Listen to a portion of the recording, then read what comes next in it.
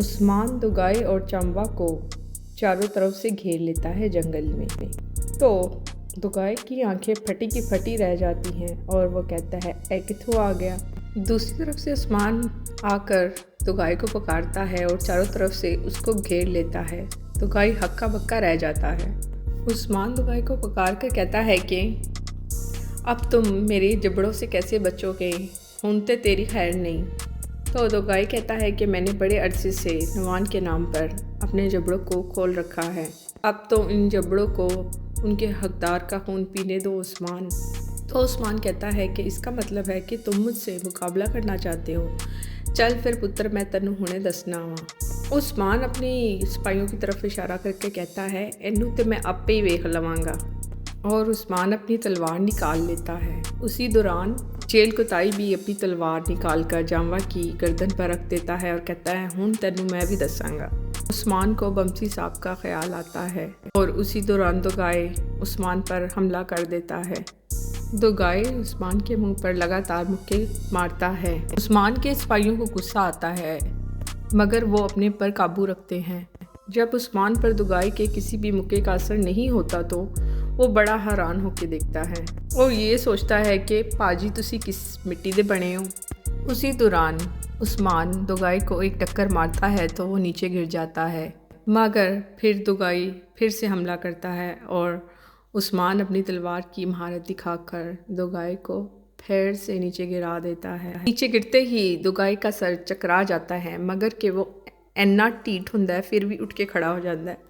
उस्मान पर हमला करना शुरू कर देता है। तो उस्मान अपनी टांग से दुगाई को गिरा देता है और कहता है पाजी हुण तुसी लंबे पै जाओ।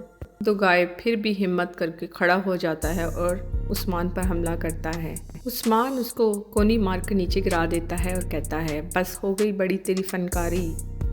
दुगाई की तलवार भी ज़मीन पर गिर जाती है। उस्मान अपनी तलवार को भी ज़मीन में गाड़ देता है और दुगाई को कहता है हुण पंगा मेरे न लवेगा।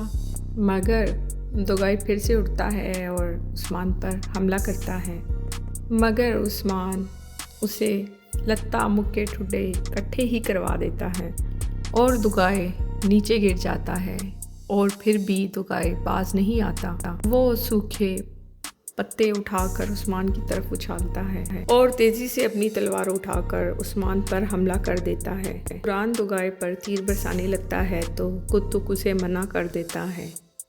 जैसे ही दुगाई उस्मान पर वार करता है तो उस्मान अपने आप को बचा लेता है और दुगाई पर अपने खंजर से वार करता है और दुगाई को रखकर एक चमाटा मारता है और वो नीचे गिर जाता है। उसके बाद उस्मान तलवार को ज़मीन में गाड़ देता है और कहता है कि असली भेड़िया ही होता है और तुम नीले भेड़िया का कुछ नहीं बिगाड़ सके। हुण मामा जी लंबे ही पे रहो, तुहाडे वास्ते यही काफ़ी है। और उस्मान कहता है कि दुगाई की मौत सारे जहान के लिए इबरत का समा होगी। उस्मान अपनी मुट्ठी को बंद करके कहता है कि अब इंतकाम का वक्त आ गया है और दुगाई नीचे ज़मीन पर लेटकर ये सोच रहा होता है कि ऐ मेरे ना की बन गई। दूसरी तरफ उस्मान चांबा और दुगाई को कैदी बनाकर सोगत में लाता है। ऐसे ही साउथ के लोग जाम्बा और दुगाई को देखते हैं तो उन पर लानते डालना शुरू कर देते हैं। जाम्बा और दुगाई की सही कुत्ते वाली बेइज्जती हो रही होती है। दुगाई और जाम्बा को साउथ के लोग फल और सब्जियां मारते हैं। उस्मान के सिपाही सुगोत के लोगों को बहुत रोकते हैं, मगर वो भी फिर वही करते हैं, लत्ता मुक्के ठुड्डे सब इकट्ठे ही करवा देते हैं उनको। ये देखकर उस्मान अपने लोगों को कहता है रुक जाइए आप। फिर वहाँ पहुंचकर दुगाई और चांबा को घुटनों के बल बैठने को कहता है तो उस्मान उसको हाथ के इशारे से मना कर देता है। दुगाई की मौत का मंजर देखने के लिए एक बड़ा हजूम वहाँ पर इकट्ठा हो जाता है। उस्मान दुगाई से कहता है कि तुमने फितना फैलाकर कितने हमारे मुजाहिदीन को शहीद कर दिया है। उस्मान दुगाई से कहता है कि तुमने हमारे खाने और हमारी रवायात पर हमला किया है और तुम्हारे ये हाथ हमारे सिपाहियों के खून से रंगे हुए हैं। और उस्मान शेख अदब अली से पूछते हैं कि ऐसे शख्स के बारे में हमारा दीन इस्लाम क्या कहता है। तो शेख अदब अली कहते हैं कि जैसा कि मेरे अल्लाह ताला ने सूरतुल बकरा में फरमाया है, ए अक्ल रखने वालों, तुम्हारे लिए किसास में ज़िंदगी का सामान, उम्मीद है कि तुम इसकी खिलाफ वर्जी से बचोगे। उस्मान दुगाई से कहता है कि क्या तुम मरने से पहले कुछ कहना चाहते हो? तो दुगाई कुछ कहे बगैर घुटनों के बल बैठ जाता है।